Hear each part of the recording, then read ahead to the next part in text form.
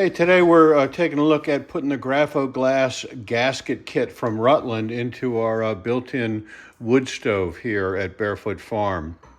Last season I noticed that the seal was kind of worn here on this door. We used this stove a lot. We used it extensively all winter, and it was not new when we got the house. So this seal was not sealing well, so we're going to go ahead and get that fixed up before heating season starts again. Hi, if you like videos about how to fix stuff, maybe even things you broke yourself, you're in the right place. This is the Barefoot Farm channel. Today we're going to be doing a little how-to on how to put this gasket kit in our wood stove. If you like this, please hit that subscribe button and a notification bell so you can be sure to get our latest.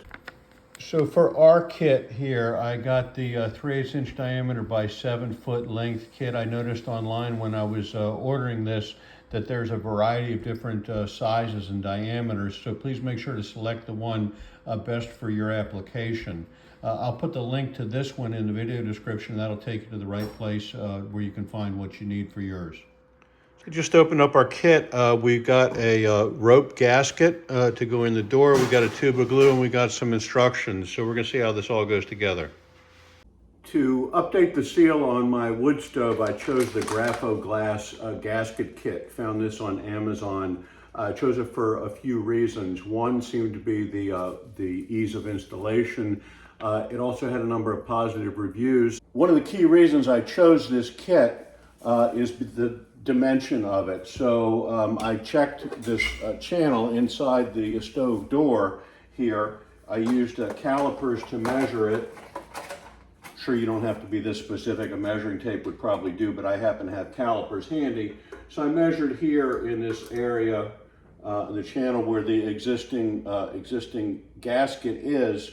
It came up to 0.4 of an inch. The next closest size was 3/8 of an inch, and I imagine when it mashes down like this one is, it will fill up that space.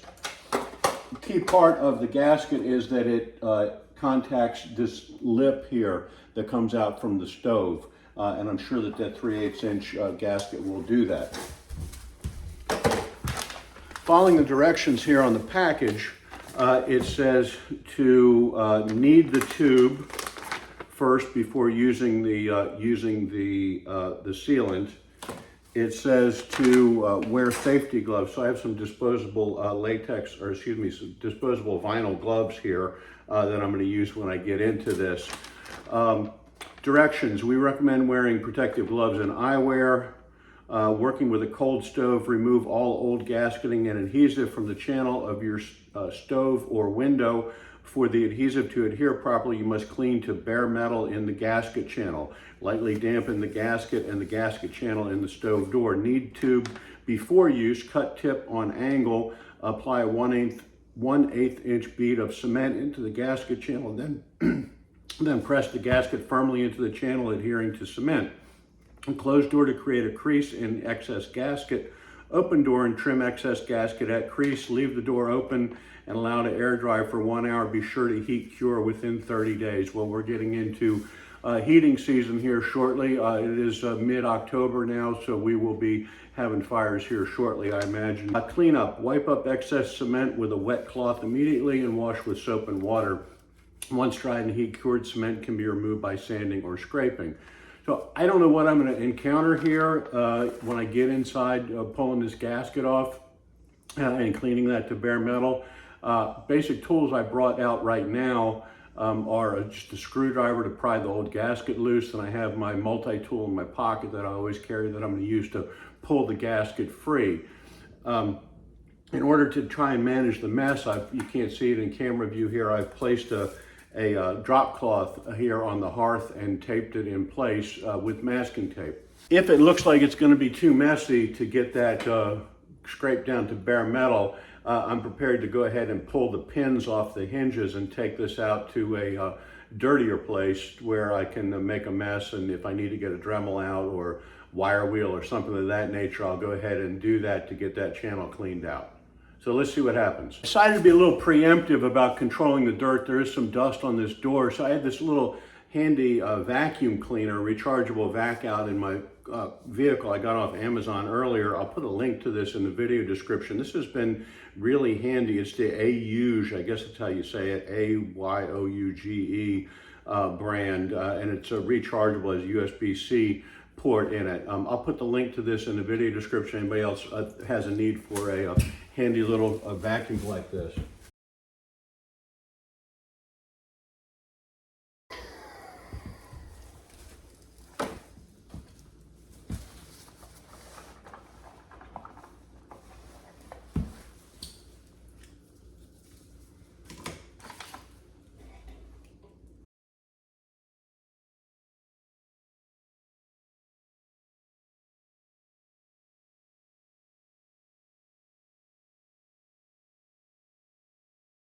So this glue is, the old glue is pretty solid up in here. I don't think there's any way I'm gonna get this down to bare metal with just this scraper here. So I'm gonna go ahead and pull this door off, take it out to the shop, use a wire wheel on it, and then we'll be back.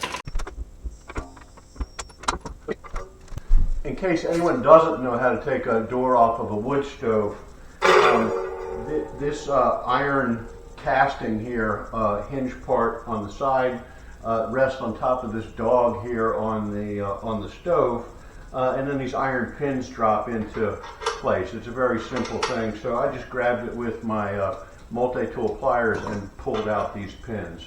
First off, there is some storm going on here in the mid-Atlantic. It's this nor'easter that's coming in, so there may be some background noise, so apologies for that in advance. What I'm going to do here to start out with, I don't know how this is going to work. What I'm going to do here is I have my DeWalt 20-volt cordless drill with a faux wire wheel in it. I'll run that and see what happens to it. A couple years ago, I switched over from the green big box brand cordless tools to DeWalt, and have never looked back on it. Love the DeWalt brand. I'm not sponsored by them, but I love using their tools. I will put a link in case anybody wants to check out the DeWalt brand. I'll put a link in the video description for that. So let's see how this works.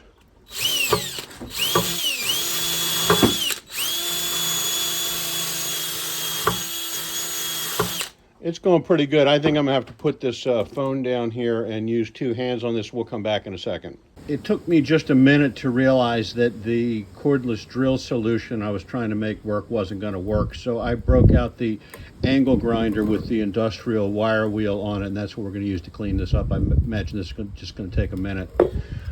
Here's the results of what happened with the other, which isn't half bad, but it would take a lot more time than what I have today to get this all cleaned up. So we're going to go ahead and go with this one. Check back in a minute. So I imagine it was a total of about 3 minutes with this wire wheel here. Got this polished up. Just a couple little tidbits here in the inside corners I'm going to hit with some sandpaper, and then we'll be off to the races. I found a belt sander belt on the shelf there. It's about a 80 grit, and I just folded it over here, ran it through that channel, got out most of it. There's a couple little stubborn bits here I'm going to scrape off with a knife blade, and then we'll be ready to put the glue on. Okay, so we're back. We're going to put this back on here. So process is just the opposite of what we did to start out with. We drop these pins back in here so that they holds that hinge back on.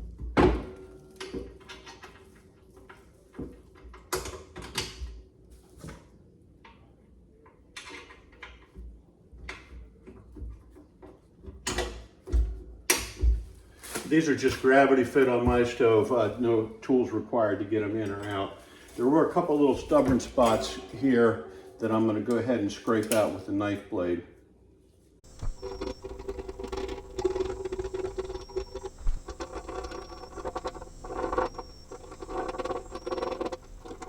The directions did not specifically say this, but I feel more comfortable making sure that this is the right length and at least maybe getting a rough cut on this.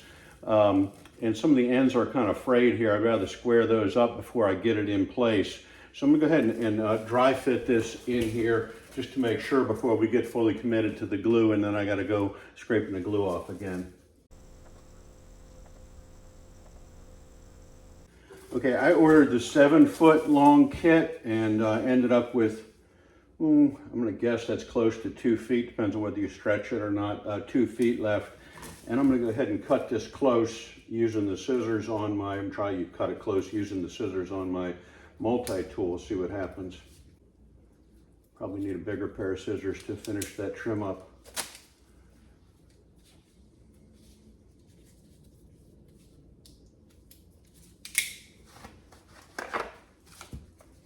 Okay, so once again, instructions here say knead the tube before use.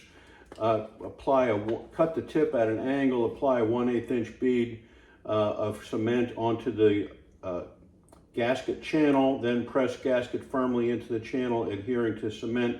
Close the door to create a crease in the excess gasket. Open door and trim excess gasket at crease. Leave door open, allow to air dry for 1 hour. Be sure to heat within 30 days.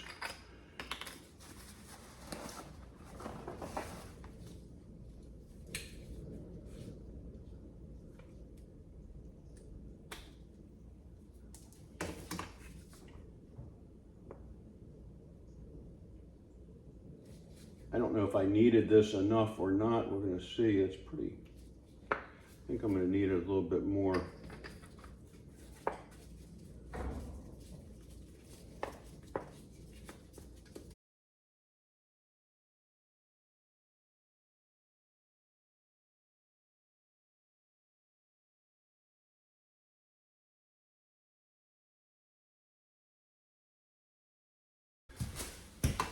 Since the instructions said to apply a 1/8 inch bead, I just cut the slant on the tube just about an 1/8 inch, but the glue doesn't seem to want to come out here. It feels soft in the tube. I don't know why it doesn't want to come out, but it is very hard to apply.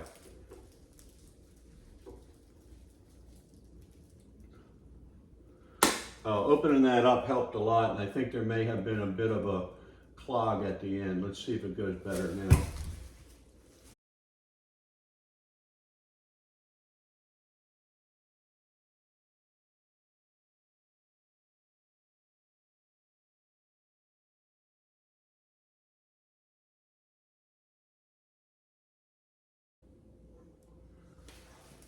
Okay, so a few things about that. First off, that was a really unpleasant experience doing that.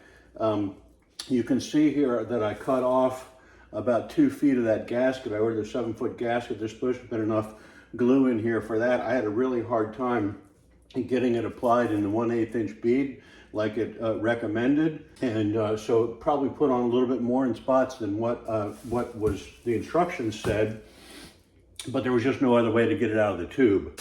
So had I needed the whole 7 foot of gasket, I think I may have been challenged on enough glue. This would have been much, much easier to apply if it had been from a caulking gun tube. I would have rather paid a couple extra bucks and gotten a tube of caulking to do that and thrown some away, now that I've had this experience, thrown some away than having struggled with this like I did. So we're gonna stick the gasket on and see what happens.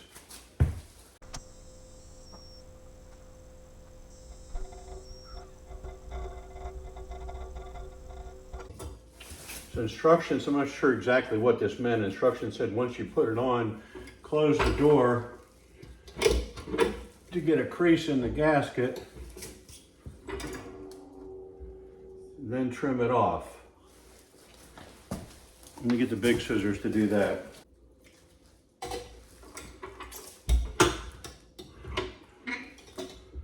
Okay, now it says to leave open and air dry for an hour, so I think we're going to go out to lunch and see what happens after that. These scissors, by the way, interesting story with these scissors. So these are the Sam Duck scissors. I went to a Korean restaurant in California.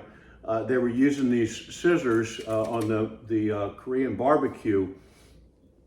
I thought they were really interesting, wanted to see what kind they were, so I saw the label on them. I looked them up on Amazon, found them on Amazon for about $8. We have about 4 pairs of these now. We use them for everything, as you can see, trimming the gasket off the stove. I will wash them before we use them back in the kitchen again. But these are amazing scissors. They're stainless steel. These happen to have gotten left outside. You can see the plastic faded, but they are still sharp as new. Love these things. I'll put the link in the video description if anybody wants to check these out.